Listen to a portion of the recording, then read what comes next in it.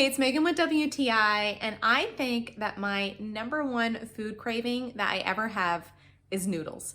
Noodles make me crazy in the best way. So I am beyond excited about these Momofuku noodles. These noodles are the fastest and arguably the tastiest way to satisfy my noodle cravings. I'm definitely no stranger to the instant noodle packets, but those do not hold a candle to these Momofuku noodles. Probably the only thing that they do have in common is how fast they are to prepare. These noodles cook up in about 3 minutes, but I love that instead of a little powder packet, you have a little sauce packet instead. This is amazing to me because I am not only a noodle fanatic, but I am crazy about sauce too. I found the sauce packet to have the perfect amount of sauce for the individual portion of noodles. I am really impressed by how super flavorful this sauce is, and when it says spicy soy, it really has a great spicy kick to it. The noodles are incredibly delicious and they have that addictive mouthfeel that makes me keep coming back for more. So far, I've only had these noodles as is. I haven't incorporated them into any recipes,